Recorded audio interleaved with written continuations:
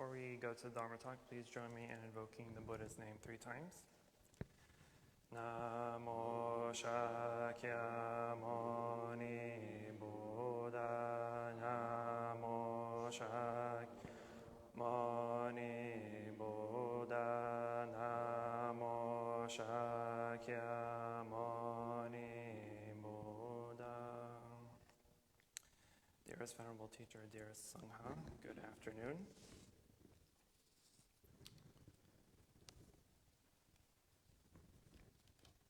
We'll be discussing the third of the path, which is right speech, samyak vak in Sanskrit. And as we all know, speech has a pretty strong impact in anybody's life, right? Good speech or bad speech can help you, it can heal you, it can hurt you, it could drive you to madness, it can drive you into love, out of love. It can do a lot of things. So speech is it's a very powerful tool that people have. And so in Buddhist practice, when we practice right speech, or mindful speech, and mindful and compassionate speech, then we work our way through perfecting that practice of the path. And then the Buddha divides the right speech into 4 components. So there's abstaining from false speech, abstaining from slanderous speech, abstaining from harsh speech, and abstaining from idle chatter. And so right speech, of course, is based on right thinking, right? Because what do I always say? Everything starts as a thought first, right? In our thinking. So our thinking creates our speech creates our actions. So at the thought level, as we discussed in our last couple of weeks ago, if you're able to control that thinking process, being mindful of that thinking, then you can be mindful of that speech. And so if your thinking is positive, then your speech is positive. Your speech is wholesome. If your speech is wholesome, your actions become wholesome. If your thinking is unwholesome, then you create unwholesome speech, which may end up being unwholesome action. So everything trickles down, but it's all in the mind first, right? So your mind is your main component here. But if we're able to practice right speech with mindfulness, right, mindfulness, then you're able to see clearly all the thoughts that arise in you. So whether they are helpful or harmful or good or bad, you have that capability to make that determination. That way you can stop yourself, fix yourself, or clarify with yourself as whether or not that speech is going to be wholesome or unwholesome. And when we're speaking with people, right, a good foundation or a good component with right speech is deep listening too, right? It kind of goes hand in hand. If you are speaking with someone and you are practicing deep listening, truly listening to what they're saying, because what we typically happen as part of our habitual nature is when someone is speaking to us, we are already thinking of what to say in response. We are already thinking of how to respond. We're thinking what we want to say, how we want to say it, where we're going to go with it, et cetera, right? Especially if someone's speaking to us angrily, if someone's yelling at us or arguing with us, we're already thinking of what to say in retaliation, right? We're not truly listening to what they're saying. We're not truly listening that they too are suffering, whether they're saying something wholesome or unwholesome, right? They're going through something and they're trying to either vent it out or they're trying to explain it to us, but we're not truly listening. We're already thinking of what we have to say. So if we're able to truly listen with compassion, then we can see, kind of put ourselves in their shoes, right? To really see what they're trying to express to us. What are they trying to say to us? What type of help do they need for us to respond correctly? And so if we listen like that without any, like when we go to the chanting, we invoke Avalokiteshvara's name. We listen without prejudice. We listen without any bias or discrimination. We listen with an open mind and an open heart. That way we can respond correctly with compassion and with love. But if we cut off that communication of listening, then we will not respond wholesomely, or not respond correctly, or adequately, because our response may not come from somewhere that is with compassion or generosity, right? It may become, our response may become very opinionated, very biased, right? It's not a true response. It's according to our own potential false perceptions. And so usually, as the Buddha has done in his time, when he spoke to anyone, especially when he spoke to a congregation, he looked at the people in his audience that determined who they are, what kind of people are they, where did they come from, what type of education do they may or may not have, so that he can teach and respond in that way. So one of the best things, one of the really good things about the Buddha is that he taught, his Dharma is extensive. It's ridiculous. It's so large, but it's so large because there are so many ways of teaching the same fundamental values, the same fundamental dharmas. And the reason there's so many types and different ways of interpretation, different ways of teaching, is because he taught the audience according to their capability. So when he would visit like the kings or the high ministers, he knew that these were educated people, and so he taught in a higher level of understanding. When he taught to the lower class or to the village people, he knew that they may not be educated at all, and so he taught in a way that they too would understand. But regardless of how he taught it, it was the same Dharma. It's the same result of relieving that suffering and attaining enlightenment or nirvana, right? And so it's the same, we have to do the same thing when we speak to people, right? Not everybody is going to be on our level. But not everybody is going to be highly educated. Not everybody is going to have our same opinions or viewpoints or social status or political views, et cetera, et cetera. So what we typically do is we always assume when we speak to people and we already respond in how we feel and think about things. We sometimes speak in a way where we assume our word is right. Our word is the ultimate truth, whether it's true or not. And we want to assume that others feel the same way, and so we speak in that way. But what could potentially happen, is you may end up saying something that's hurtful to this other person, right? And you're like, but I was just saying the truth. I was just telling you the truth. But the truth hurt, right? It's not that you told the truth. It's because you said it in a way that is hurtful to that person. So you have to say the truth in a way that can be approved by all, right?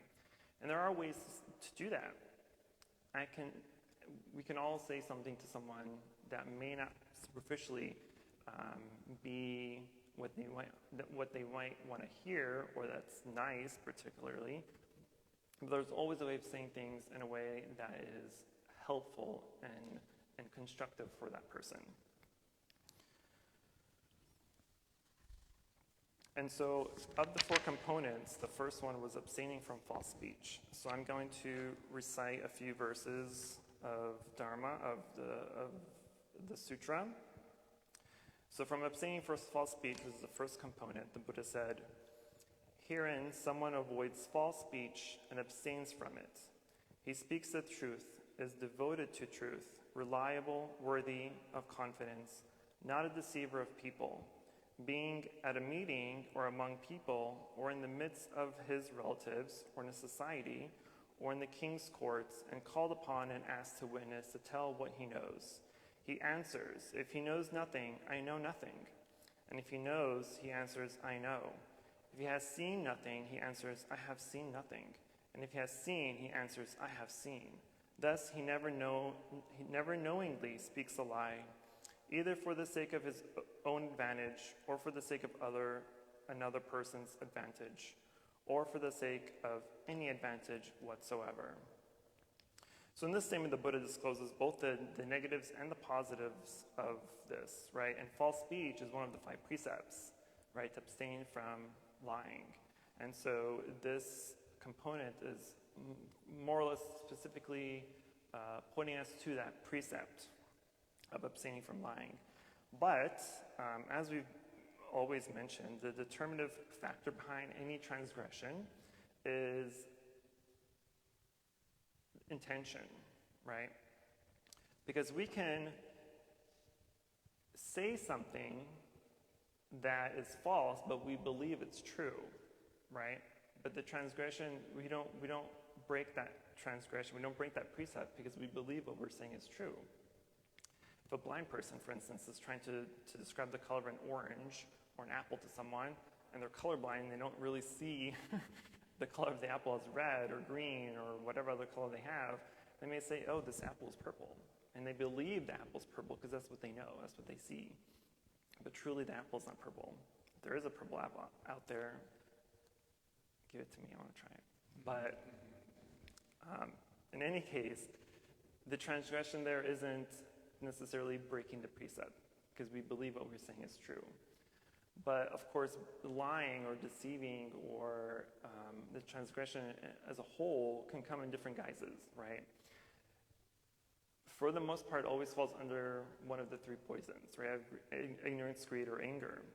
So if greed is the chief motive here, and it results in greed as a main motivator causes us to create lies that is trying to benefit ourselves or others, right?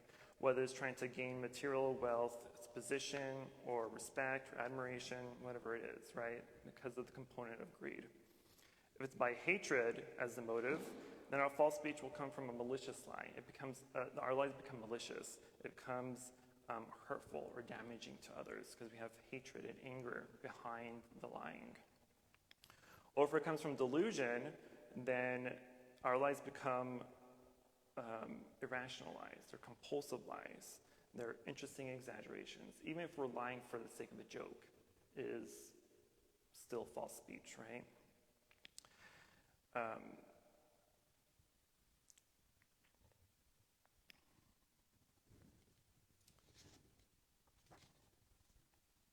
And we all know that lying is disruptive to our social cohesion, right? If we're able to live in a society, even in relationships, if it's constantly based upon trust and being truthful, then society and our lives can go on seamlessly without any destructive behavior behind it, right? But as soon as someone tells a lie, then things start to trickle down and all these dominoes start falling after it, because the nature of lies is that it multiplies, right? If you were to tell a lie and someone kind of looks at you all suspect because they kind of think you're telling a lie, then what are you going to do? We're going to try to defend ourselves and lie even more, right, to cover up the lie that we just told.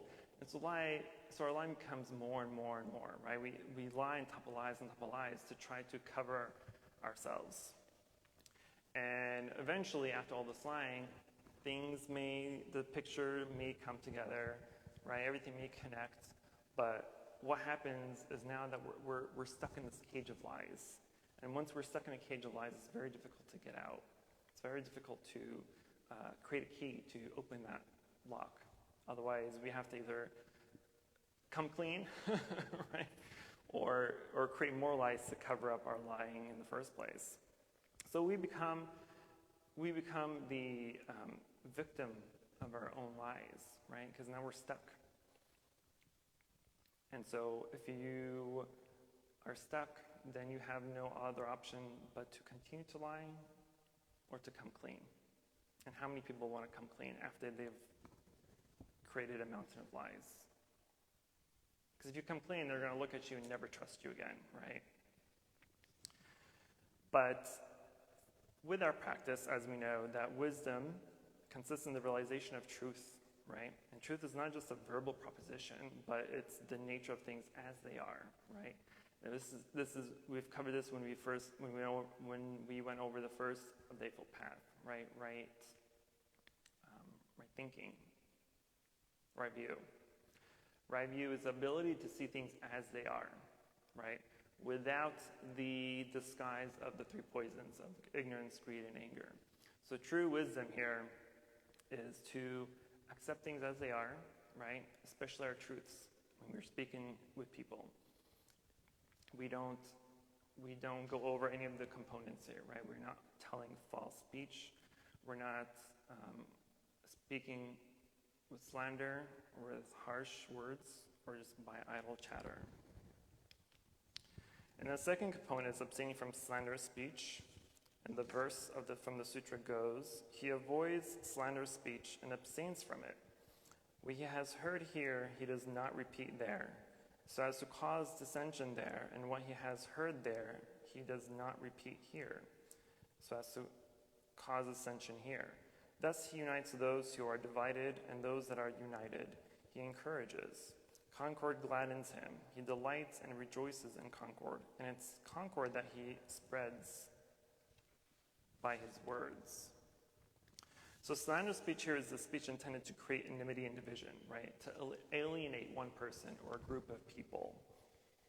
And most slanderous speech comes from aversion, right? It's resentment of others' success or others' happiness.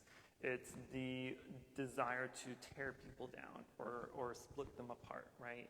Even amongst family and friends, sometimes someone may say or do something to us that just causes so much outrage that we just want to see them fall, right?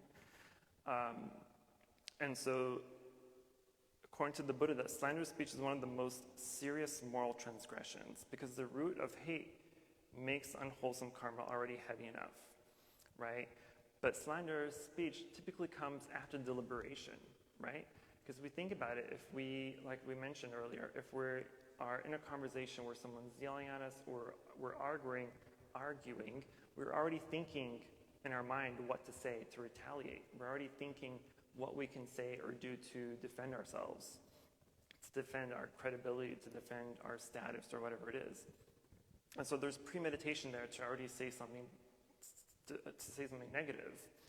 And so when slanderous statement itself is false, and the two wrongs of falsehood and slander combined, then they produce an extremely powerful, unwholesome karma, right?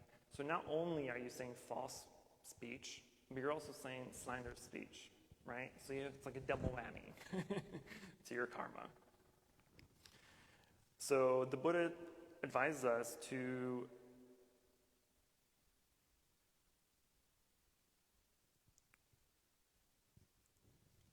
avoid slander and to practice speech that promotes friendship and harmony, right? So instead of trying to divide people up, instead of trying to tear them down, instead of trying to compel them to do this or that, right? We speak in ways that unite and bring together, which seems almost impossible now in our day and age, right? Where everyone's so divided, everyone's so concerned with their own self and their own opinions and their own viewpoints that it's really difficult to bring people together, right? Especially in a family setting. I hear a lot of people talk about how they really resent having to go to like family functions around the holidays because so many people have so many different opinions that it's really hard to just be a family for, a couple of hours to enjoy dinner or lunch or whatever. And it's difficult because there's always that one uncle or the crazy aunt or whoever it is that always has to bring up the drama, right? And so it creates such a unfulfilling, happy environment that we are just already thinking of things to say or what we would like to say, right? But even just that thinking process is harmful to us. And then the third component is abstaining from harsh speech. And the verse goes, he avoids harsh language and abstains from it. He speaks such words as are gentle, soothing to the ear, loving. Such words can go to the heart and are courteous, friendly, and agreeable to many. So harsh speech here is uttered in anger, intended to cause the hearer pain, right? And so it can come in different forms, like abusive speech, right? When we're yelling at someone, we're trying to flip them off in the road because they cut us off, or someone bumps into us, whatever, right? That's harsh speech that comes from a place of anger. Or we may insult them, right? Insult is the second component here. So that's hurting another by ascribing to him or them some offensive quality which detracts them from their dignity.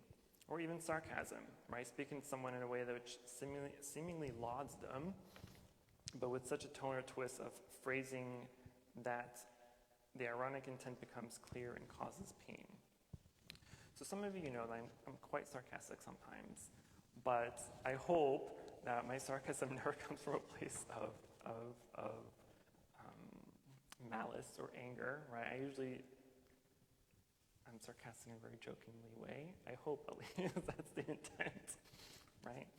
But that's the point here. It's all about intention. So my intention is not to harm or hurt anybody. My intention is to say something in an obvious way with a little humor. But anyway, but like all other speeches, the root of harsh speech is aversion, right? So it assumes the form of anger. It's not as intensive as slanderous speech, right? Because harsh speech usually comes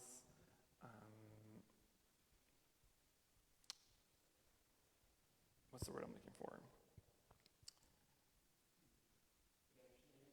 There we go. It comes as it's reactionary, right? You don't really think about it when you're arguing with someone. You kind of just blurt out, right? There's a word vomit of words that you're going to later regret.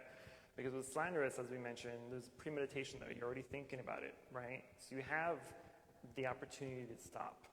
But when we are yelling at someone or arguing with them, we typically don't think about what we say. We just blurt out the words, right?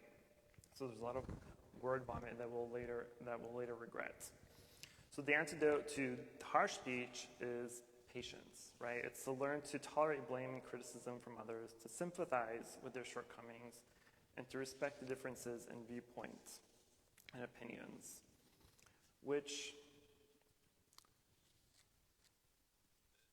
is difficult to do for most people, right? Because we want to live in a world, we want to have a life where everyone just agrees with us all the time. Everyone should agree that we shouldn't have world hunger, or we shouldn't have homelessness, or pandemics, right? But that's clearly not the case. So instead of trying to convince people of our viewpoints, right? And because we typically do that a lot, especially now we're in the whole pandemic, and we're trying to convince people that you can get the shot or don't get the shot, to wear a mask, not to wear a mask, right? We're always trying to convince people why our opinion, why our viewpoint, or why the study that we know is more accurate and more reliable than the information that you know. But that doesn't really cause much good for the most part, right? I'm probably positive that we've all been in a situation where we've tried to convince someone of something and they just don't accept it, right? And so when they don't accept it, we typically become angry, right? We're like, no, you're so dumb. Like, this is right. this is the right way. This is the correct way. And we become so just bitter about it because they're not accepting what we're trying to tell them. They're not accepting our viewpoint, our opinion, our knowledge of what we believe is correct. But that comes back to the first noble truth and the first of the Eightfold Path, right? Is suffering is caused, one of the components of suffering is caused by our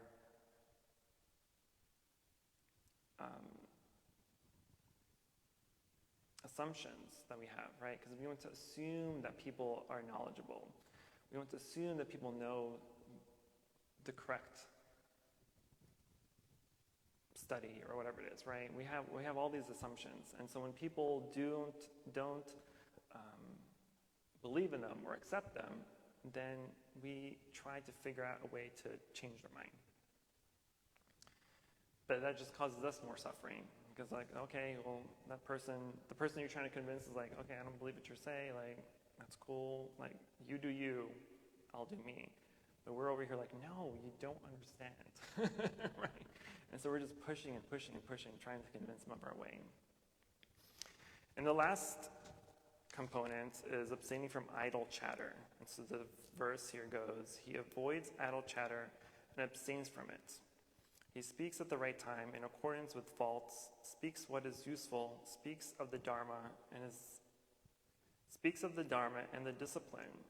His speech is like a treasure, uttered at the right moment, accompanied by reason, moderate and full of sense.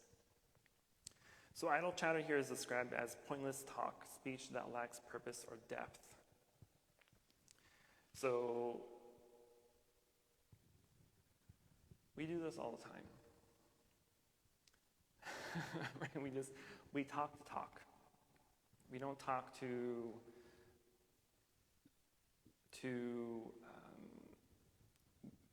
build knowledge or gain knowledge or develop anything, right? Sometimes we talk just to talk. And this happens or in moments when we're bored, for instance, right?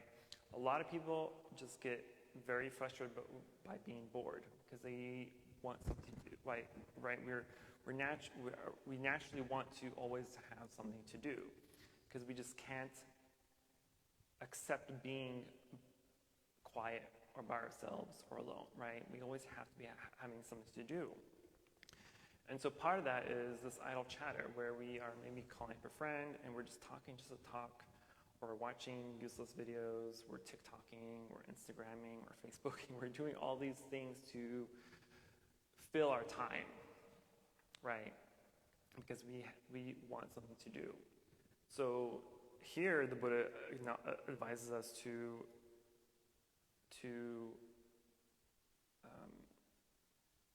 obviously to practice the Dharma. This component at the time he was mostly referring it to his monks, right? Because as monks and nuns, we have to really be selective with our speech, with our talking when we speak to people, and that our words should be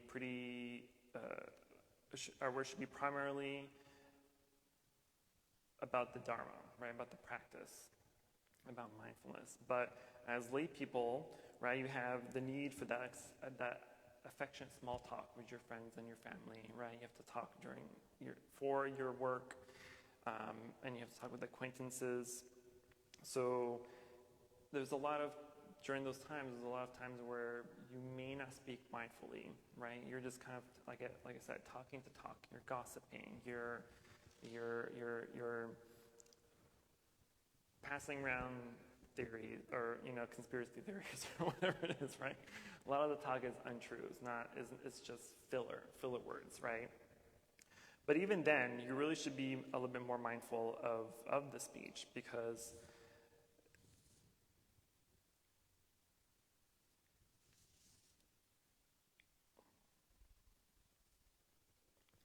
if you're able to at least be mindful and not let the conversation stray into pastures with a restless mind, always eager for something, right? It's always eager for something sweet. It's always eager for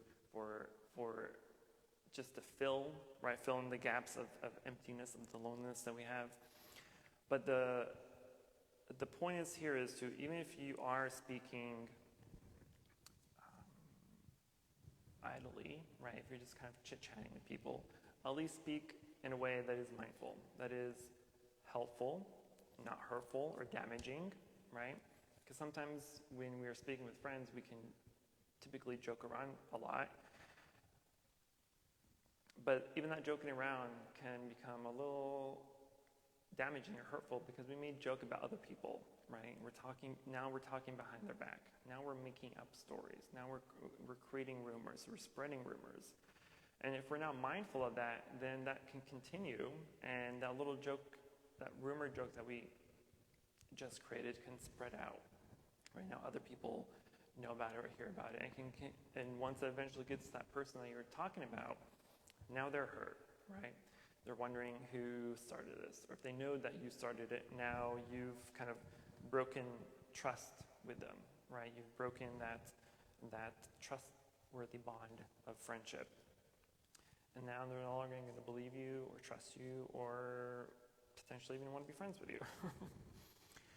And so the traditional interpretation of abstaining from idle chatter refers to this type of speech, right?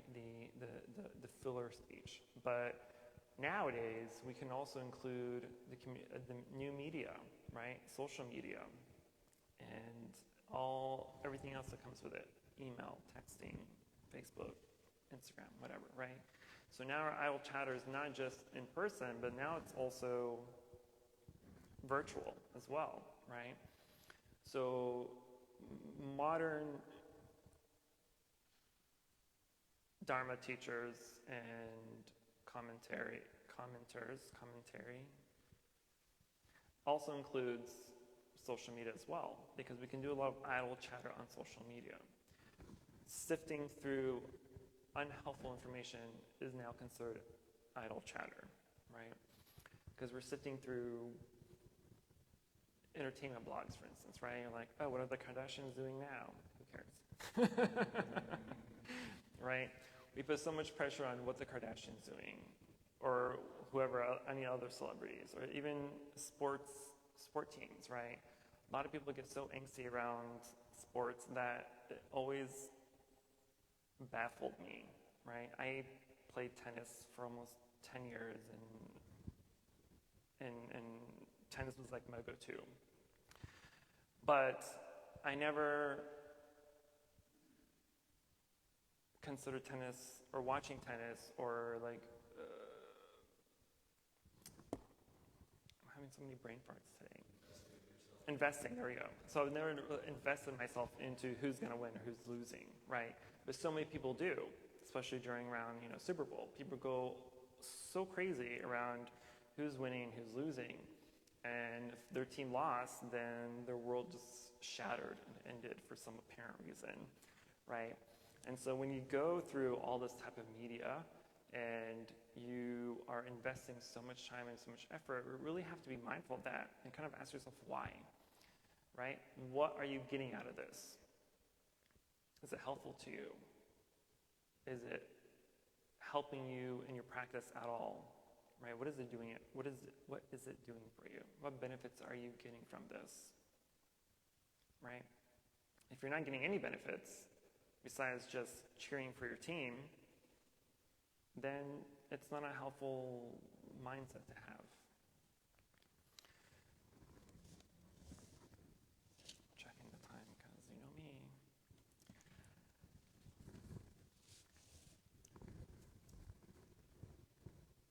Moral of the story here is think before you speak, right? We always say that. If you have nothing nice to say, don't say it at all. And that becomes very true in this case, because what I've learned, especially since being a monk, it's been over 3 years now, that when I'm in a situation, someone's speaking to me, and especially if it's something that is very opinionated, right? It's just their opinion of how they think of things or view things, then my response is silent. I've learned to just be silent. Because even when we're, traveling and we speak to other monks and nuns, even their words are not always mindful, and so my response is also silence. And so you have to try to practice the same thing as well. Right? It's not trying to convince what they're saying is wrong, or that you don't agree with it, or that you think there's a better way of seeing things or knowing things or whatever it is, right? Instead of trying to retaliate and convince and change minds, just stay silent. Because your silence should already be an indication to them of what they're saying is not agreeable, right? Typically, if we agree, we're like, yeah, I agree, that's right. If we don't agree, then we're already trying to change their mind, or we're trying to convince them why they're not saying the truth, or why we don't believe that what they're saying is the truth. And when we do that, then there's just more back and forth talk, right? There's a lot of yelling and convincing and retaliating, blah, blah, blah, right? There's no point. It's never ending. And by the end of that, no one's mind has changed anyway.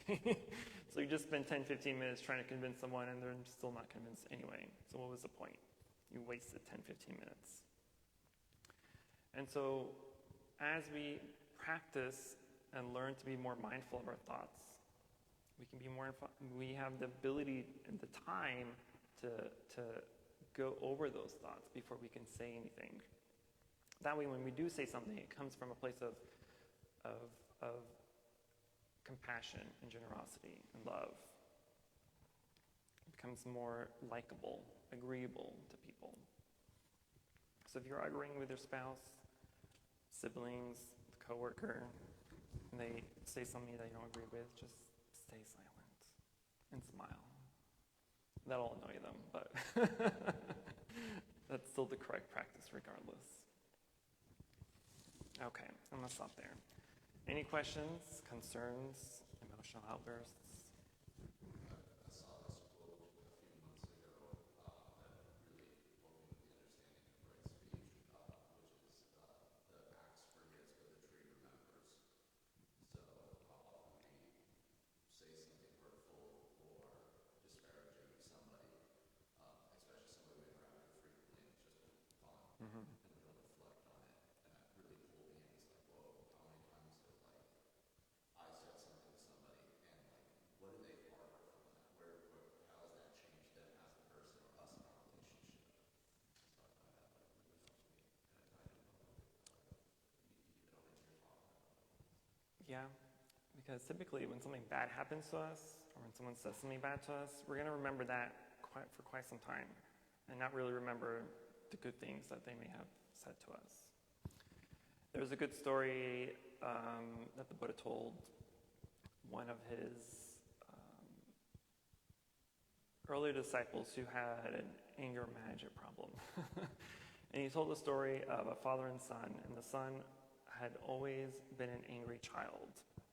And so the father told the son that every time you're angry, I want you to take a nail and hammer it into this piece of wood. So every time he got angry, the son would go and hammer a nail into this piece of wood. So eventually he got to a point where he no longer needed to hammer any nails because he realized of how many times he got angry. He got angry so often or so much that all he does is hammer nails in this piece of wood. And so he eventually learned to tame that anger. And so the father was like, okay, now that you've tamed that anger, every time that you recognize that you didn't act on your anger, I want you to go pull out a nail. So eventually, after a while, he would go and pull out all these nails. And so the father congratulated his son and said, see, son, you can control what you do and do not do, what you think when do not think, and what you say and do not say. But look at all these holes in this wood, right? Even though you've tamed that anger, those holes are still there. So likewise, all the anger that we say and do to people, even though that we may apologize for it, we may try to compensate for what we said and did, that negative impact that we first created is always going to be there. So all the apologizing that we do for saying something or doing something bad to a person is really not going to benefit them. We may feel better because we apologize, but it's going to be different for them. So instead of trying to apologize and take back what we said and did, be mindful of the thinking of your speech before you even do it. That way you don't have to worry about apologizing in the first place. Any other questions? Yes, sir.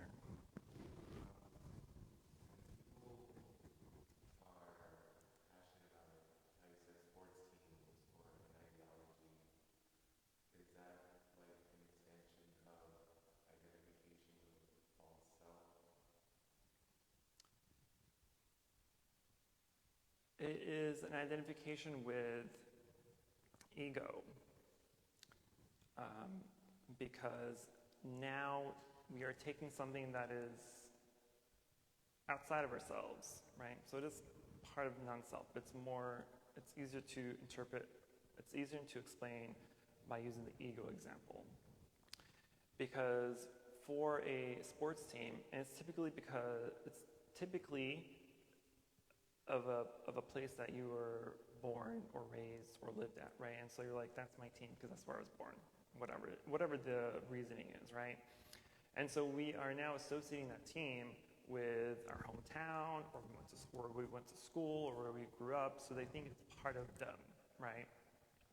It's the same thing we feel about like our homes or our cars, right? It's something that we identify as part of us because we bought it, or we live there, or people know us because of it, et cetera, et cetera. And so when something happens to it, it affects them negatively. So if their team lost, oh my God, my team lost. But nothing really happens. It's a ego-based idea because they're associating themselves or who they are or part of the personality with this team. But like anything else, right, we go back to impermanence. Like everything else, nothing is going to last forever. Nothing is truly yours, right? The team eventually will lose or win. Your house will eventually crumble or burn down. Your car will eventually stop working. Your job will eventually not be there, right? Whether you quit or you get fired or whatever it may be, right? So accepting permanence in that way will lessen the hurt you may have when your team loses. It may lessen the hurt when your car stops working. It will lessen the hurt when your house burns down. All right, even with death, right? Just recently, a couple days ago, a pretty famous Zen teacher, Thích passed away, and it's a pretty devastating time, right? Because he created such an impactful world, right? He was a peace activist, he was a poet, he was a very well-known Buddhist teacher, and he's created a lot of monasteries and created a pretty solid Western Buddhism, right? And so even acknowledging death as impermanent is very important, just like everything else, right? And so when death happens, if we are able to be mindful and contemplative over death in its natural process, when it happens, it won't impact us as much, right? Because what typically happens if our parent dies, for instance, right, or a child dies, that's one of the biggest losses you will ever have. But when it happens, we're so devastated, we're so hurt, we're so lost, we're blaming God, we're blaming the earth, we're blaming the universe for their death. Why did you take them out? We're blaming because we don't understand that death is natural, right? We want to hold on to life so much, want to hold on to this person so much that we want them to never die. By not accepting death as something that will naturally occur and happen, when it does happen, we're going to be completely devastated. We're hurting, we're blaming, we're screaming, we're cursing, we're yelling, we're doing all these things. But by understanding the natural discontinue of things, then it's easier to allow it to happen. So when our team loses, we accept that the team lost, no big deal. When we break up with a relationship, we understand that even relationships or love has to end. Someone dies, we understand that death is natural. Our house burns down, our car stops working, we lose our job, we lose whatever it is. We understand that these are natural occurrences. And by accepting them early on, and then when it happens, it's easier to accept and let go. Does that make sense? Any other questions? Did I answer the question? Okay.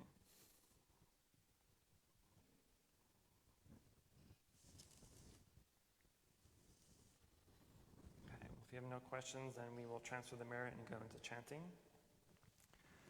Namo Shakyamuni Buddha, Namo Shakyamuni Buddha, Mani Buddha. For any positive karmic action we've accumulated here today, we wish to transfer the merit to all sentient beings and wish them full enlightenment.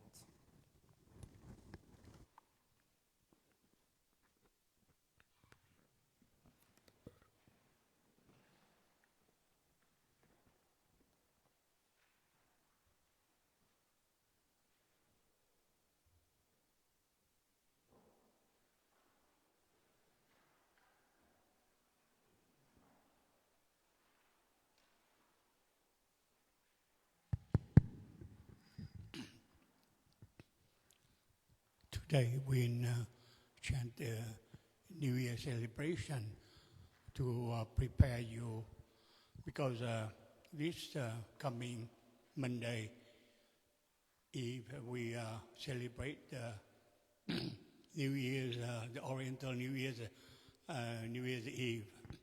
So that way we can prepare you. That day is a long day. We do bilingual, half in Vietnamese, half in English for you. And you know that lately, Master Quang and the nun, they've been spending a lot of time to prepare for you, to make the celebration very joyful for you, and you can enjoy it. And you know that this temple is a Vietnamese and American temple, but mostly we go to the mainstream of the Americans, so we prepare everything that you see in this country. We have about, they say, over 10,000 Vietnamese temple, but mostly they are in California, and all over the big temple is about over 2,000, but including the small temple, over 10,000. So lots of when you visit, you're familiar with that, and according to the Oriental Zodiac, next year would be the Tiger year. So you know that the celebration, we do bilingual, so you can enjoy it. And because to protect you and everybody, we still do social distancing.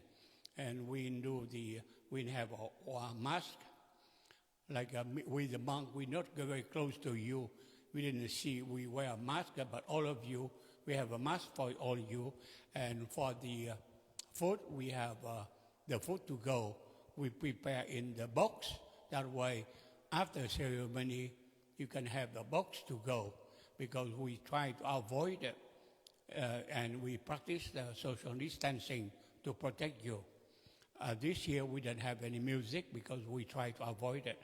We have lion dance and firecrackers. And the elder Quang Leon Bryan, he did get the permit from the city, so we have a permit for the firecrackers and the lion dance. So everything doing the right way for you to enjoy it and to protect you, so you are aware of it. So now we chanted the New Year celebration. There are two meanings. First, to celebrate our New Year's in this month of January, and then the coming one is the 31st, the end of this month, for the lunar New Year. So you are open to page 185.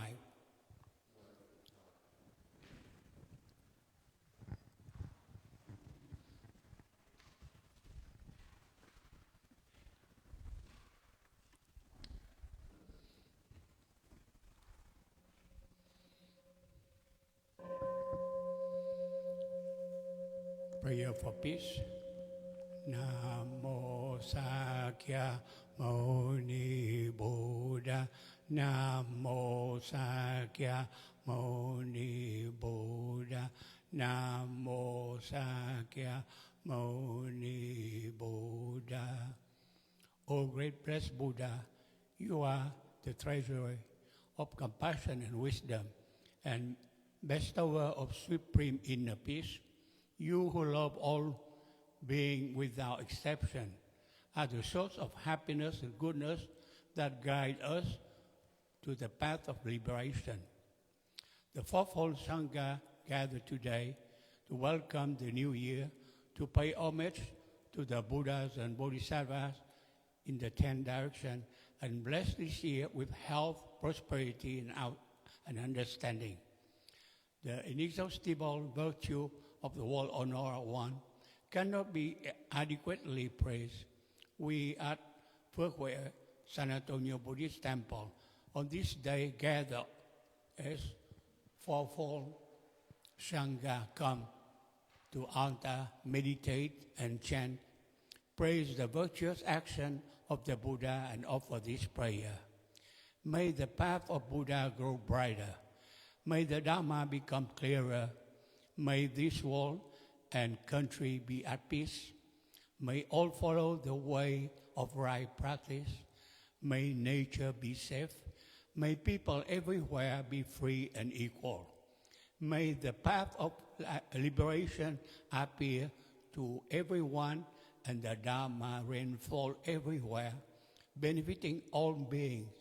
May the Sangha practice diligently, showing concern and love for each other as they would for their own family.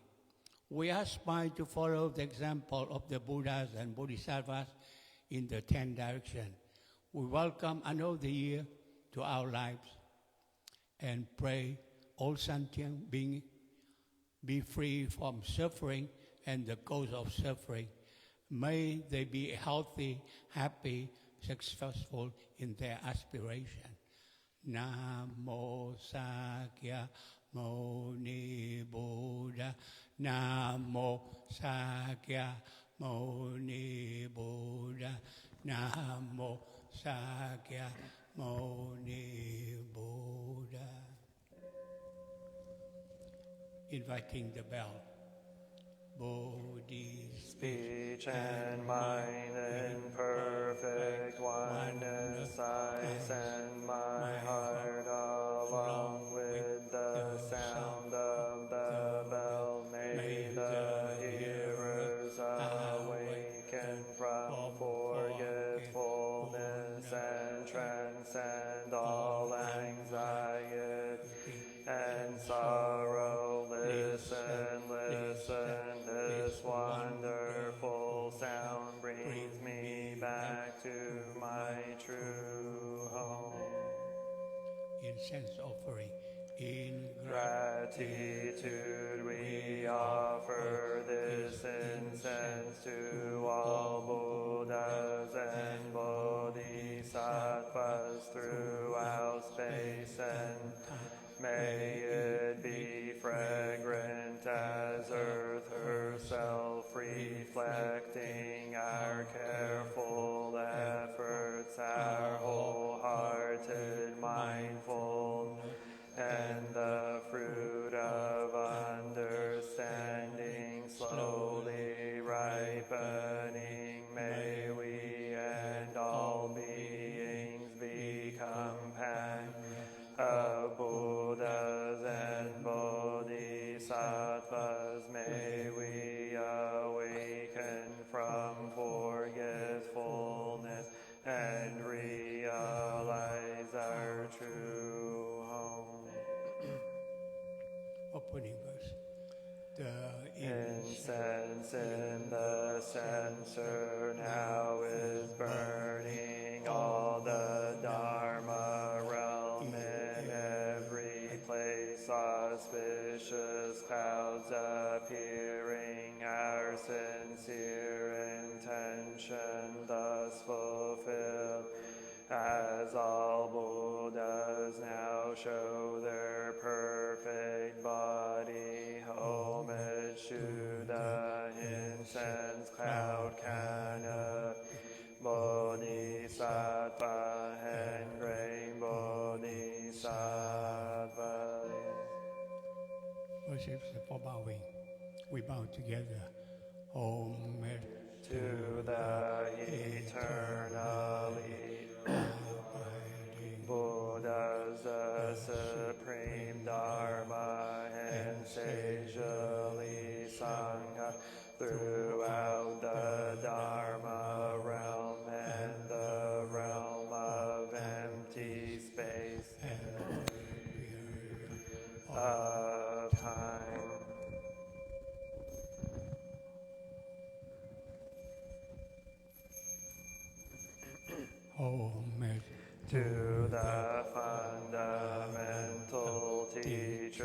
Shakya Muni Buddha, Maitreya Honored Future Buddha, Manjushri Great Wisdom Bodhisattva, Universal Great Conduct Bodhisattva, All Dharma Guarding Deva Bodhisattvas, and the glorious mountain assembly of Buddhas and Bodhisattvas.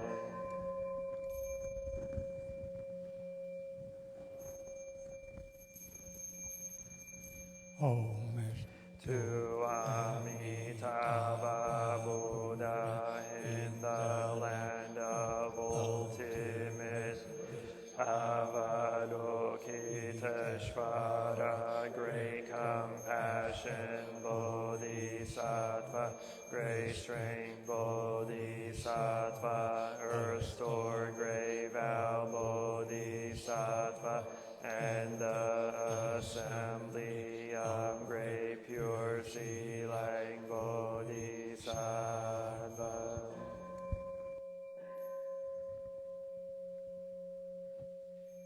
Please sit down.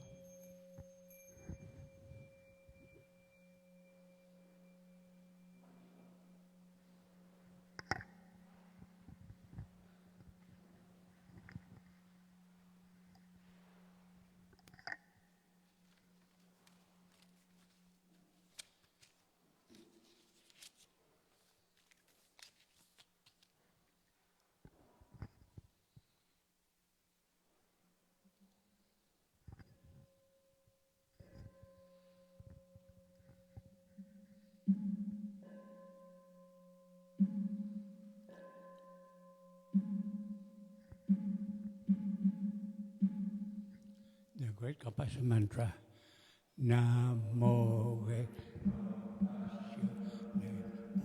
and Bodhisattvas, Namo Great Compassionate Buddhas and Bodhisattvas, Namo Great Passionate Buddhas and Bodhisattvas.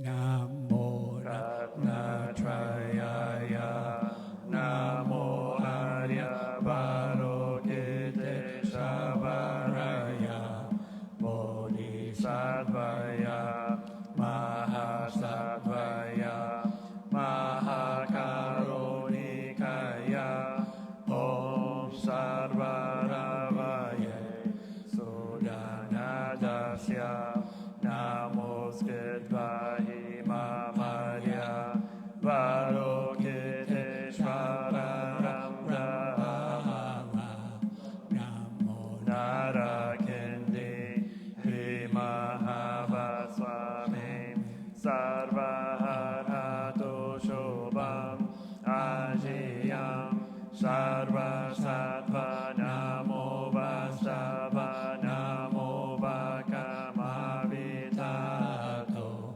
Tadyata, Om Avalokilokate, Karate, Hihiri, Mahabodhisattva, Sarva Sarva, Mala Mala, Mahi Mahiridaya, Guru Guru Kama, Doro Doro Vijate, Mahavijate, Dara Dara, Dirini Shvaraya, Chala, Mama Vimala, Moktalahi, Shina Shina, Asham Rashari, Vishva Vishvam, Rashaya, Holo Holo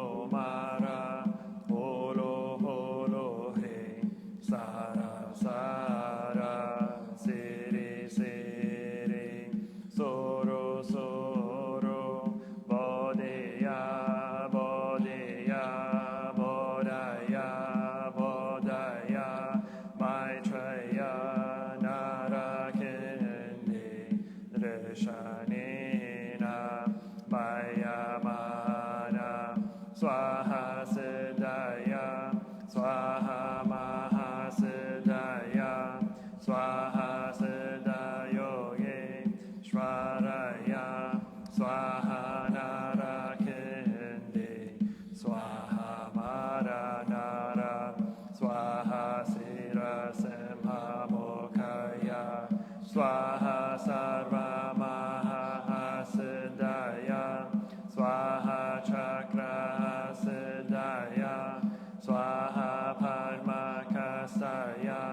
Swaha Nara Kindi Vagadaya Swaha Mavari Sankaraya Swaha Namo Ratnashrayaya Namo Arya Varohite Shamaraya Swaha Om Siryanto Mantra Padaya Swaha.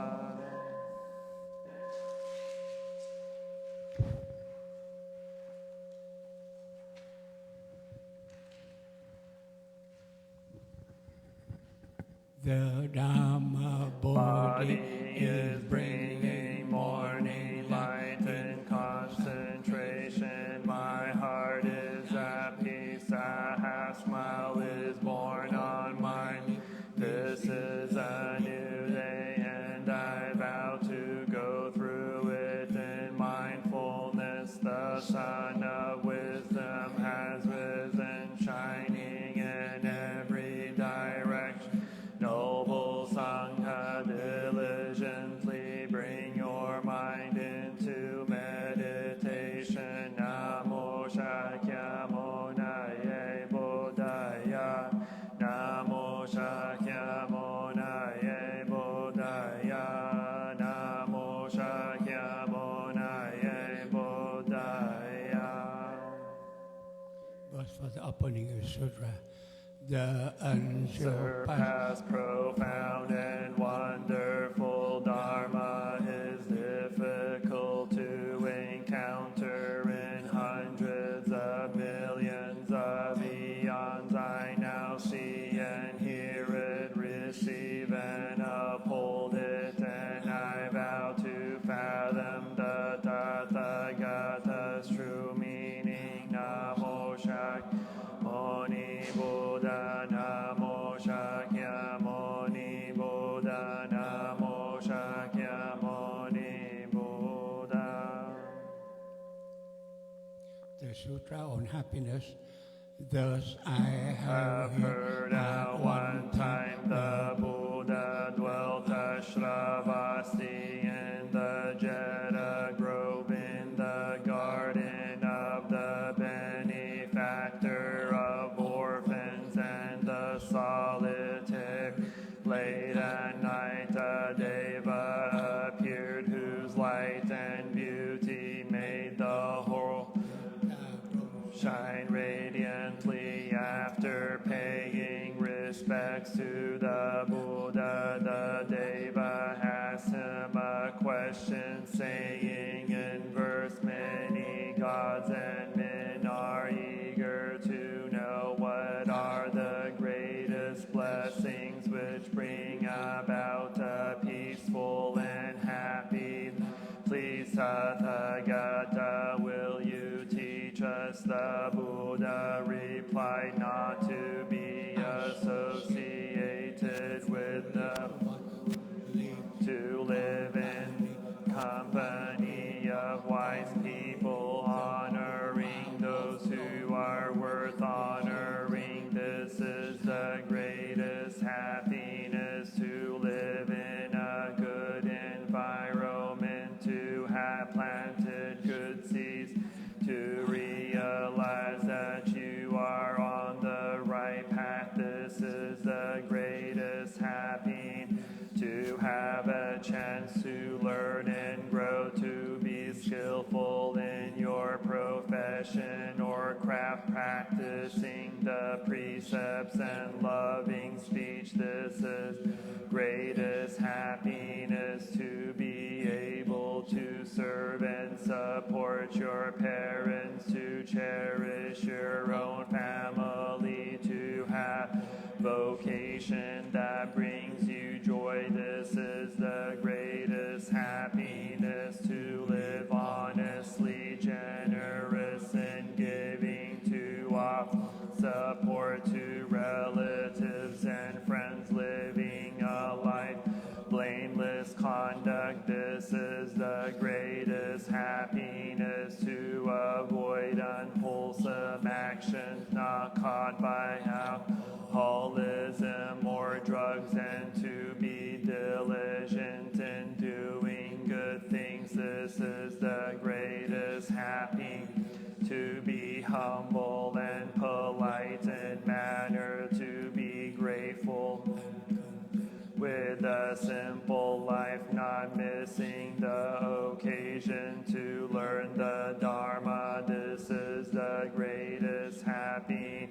To preserve and be open to change, to have regular contact with monks and nuns, and to fully participate in Dharma discussions. This is the greatest happiness. To live diligently and attentively, to perceive the noble truths and to realize nirvana. This is the greatest happiness. To live in the world with your heart undisturbed by the world, with all sorrows and dwelling in peace. This is the greatest happiness. For he or she who accomplishes unvanquished wherever they go, always they are safe and happiness lives within oneself. Namo thus come one worthy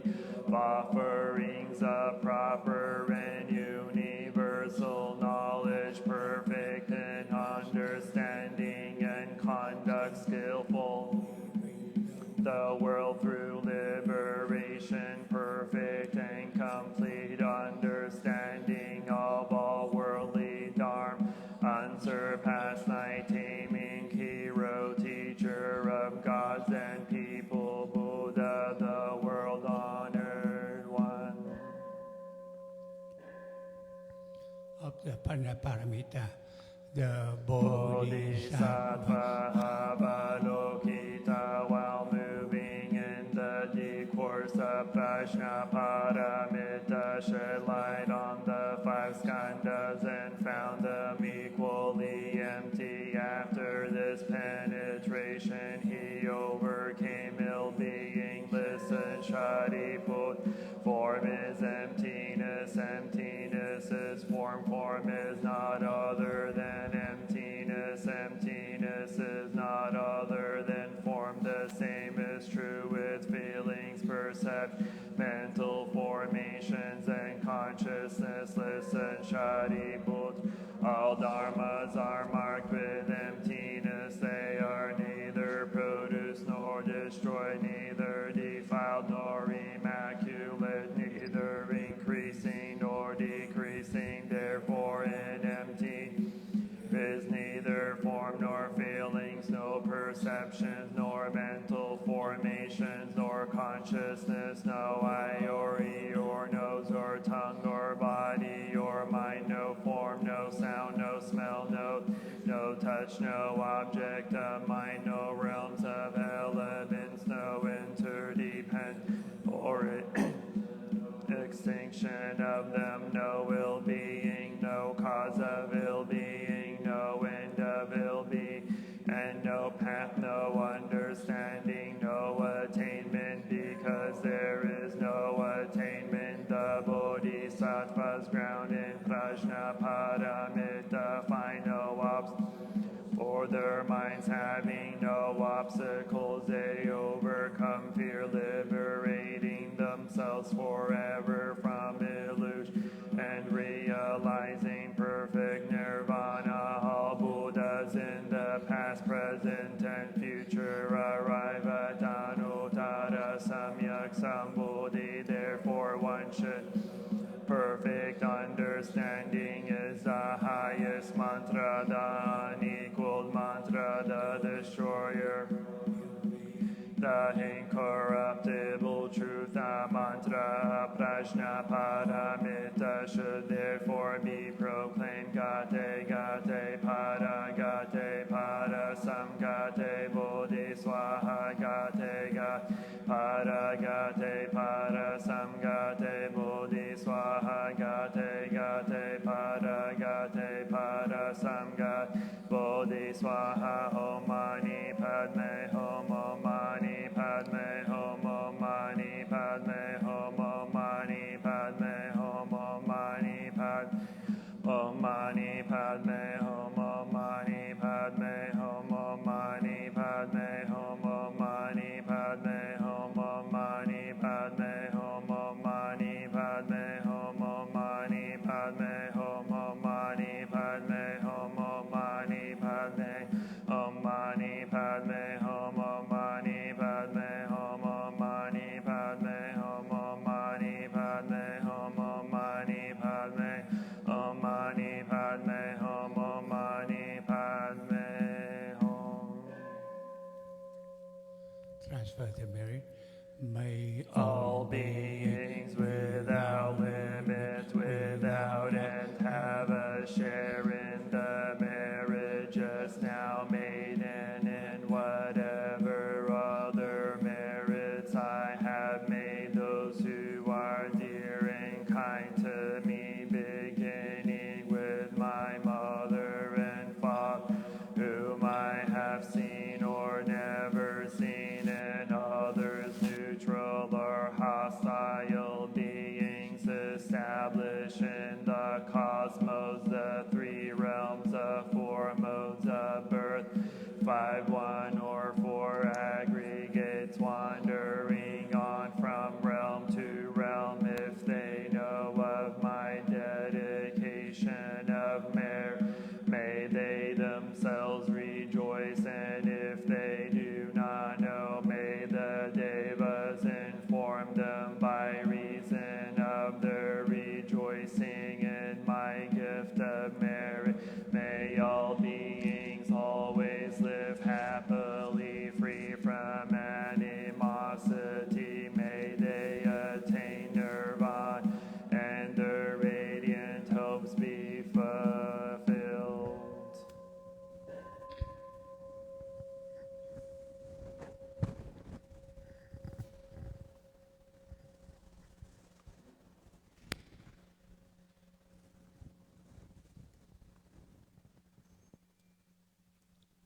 we bow together. The three refuge.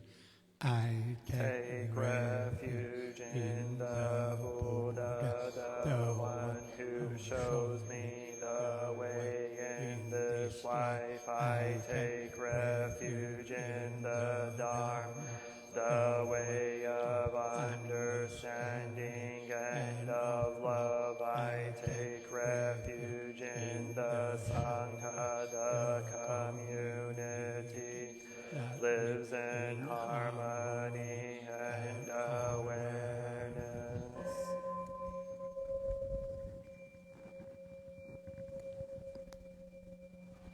Dwelling In the refuge of Buddha, I clearly see the path of light and beauty. In the dwelling in the refuge of Dharma, I learn to open many doors on the path of transformation. Dwelling in the refuge of Sangha, shining light thus supports me, keeping my practice free of obstruction.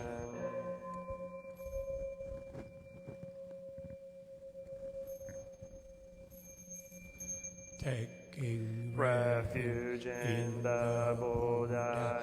In myself I aspire to help all people recognize their own awakened nature, realizing the mind of love, taking refuge in the Dharma. In myself I aspire to help all people fully master the ways of practice and walk together on the path of liberation, taking refuge in the Sangha. In myself I aspire to help all people build fourfold communities to embrace all beings and support their transformation.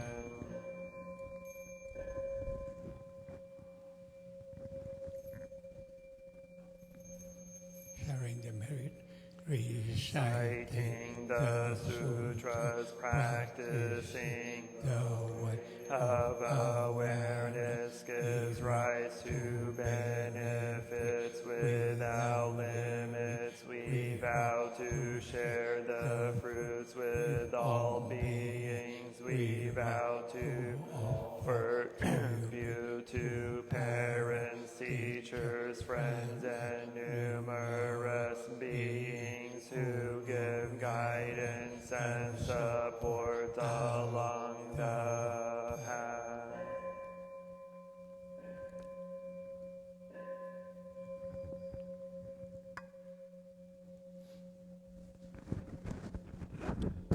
Namo Shakyamuni Buddha. Just to remind everyone that our Lunar New Year celebration is the next Monday, Monday the 31st at 8 p.m. We will celebrate the Lunar New Year Monday, January 31st, 8 p.m. Thank you. Namo Shakyamuni Buddha.